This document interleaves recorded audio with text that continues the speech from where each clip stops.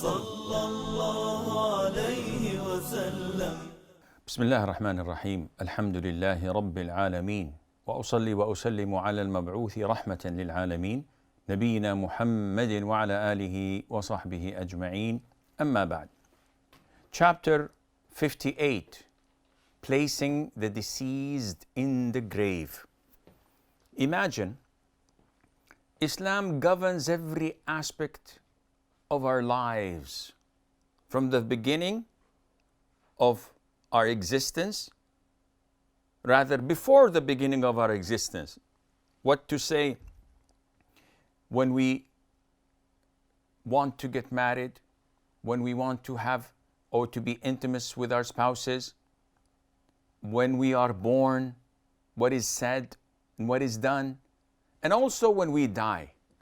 So life and death, they are an ongoing process which we live and believe of it. It's not something that triggers the end of the world.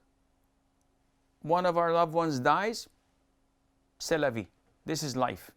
We have to accept it because inevitably we will be in that position sooner or later. But the way we deal with it illustrates the beauty of Islam. As people die, we don't make a fuzz out of it. Yes, it's a calamity, we are grieving, we are sad, but it's not the end of the world. We hasten to prepare the deceased body. We hasten to prepare the deceased body in a good fashion, in a good way. And then we offer funeral prayer, and then we bury the deceased. We don't put the deceased in a wooden coffin. We don't put lots of adornments in his funeral, or a marble headstone, or expensive burial grounds. He was created from earth, and he shall return to earth.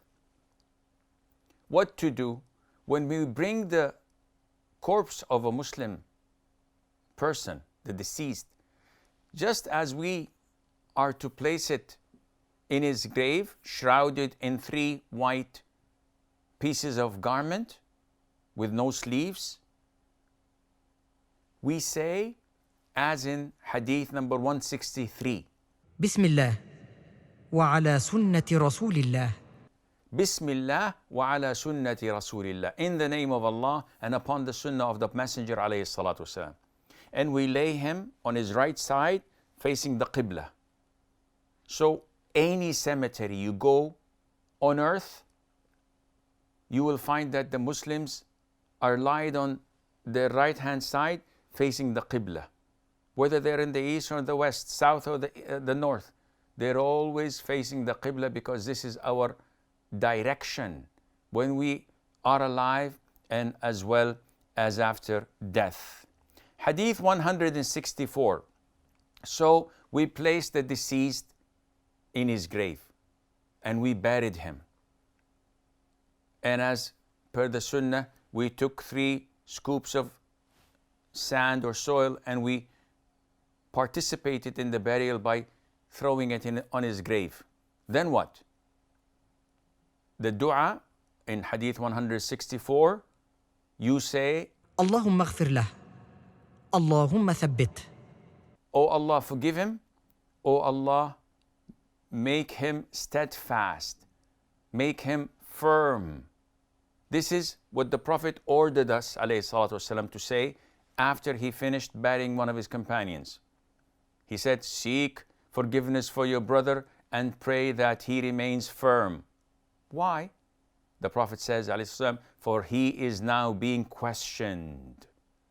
And this is what we should live and die knowing. You should live upon the inevitability of being questioned in your grave. Okay, you can help me. I can cheat. What are the questions so that I can memorize them and say them? It's not something you memorize. It is something you live by. The two angels will come and question you. Who is your Lord? What is your religion? What did this man who came to you do? Meaning, did you believe in him? Did you follow him? And these questions are explained with elaboration in the beautiful booklet called The Three Principal Fundamentals by Imam Muhammad ibn Abdul Wahhab, and you will find it on my YouTube channel explained with the grace of Allah Azza wa Jal, so that you would have a heads up what's awaiting you. The following chapter, visiting the graves. Okay, now he's dead, he's gone. What do we do when we visit the graves? And are we supposed to visit the graves? The answer is of course. The Prophet ﷺ directed men to visit the graves. And the most authentic opinion is that he prohibited women from visiting the graves. So men are to visit the graves so that they can remember the hereafter and remember what they will soon be in. And this gives them an incentive to work harder in pursuing and seeking Allah's pleasure. So what to say when we go and visit a graveyard? You say, السلام عليكم أهل الديار من المؤمنين والمسلمين وإنا إن شاء الله بكم لاحقون ويرحم الله المستقدمين منا والمستأخرين أسأل الله لنا ولكم العافية. Peace be upon you all, O inhabitants of the graves, among the believers and the Muslims. So you are giving them salam. Verily, we will, Allah's willing, be united with you. May Allah have mercy upon those already called and those still delayed among us all. So we acknowledge that you are our predecessors and that we are on your footsteps. Inevitably, we will join you soon, acknowledging that I will die soon. And then we ask Allah for well-being for you, for us as well as you. Nas'alullah lana wa lakum al-afiyah. I seek Allah's pardon for us and for you as well. Beautiful dua.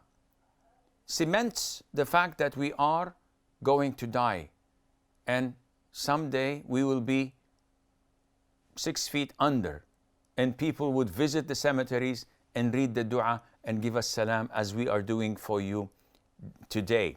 This helps fix the way and the style of living we are enjoying, so that it is in sync with what Allah wants of us, and we do only what pleases Allah the Almighty. هذا والله أعلم ونسبة العلم إليه أسلم وصلى الله وسلم وبارك على نبينا محمد. صلى الله على محمد صلى الله على محمد صلى الله عليه وسلم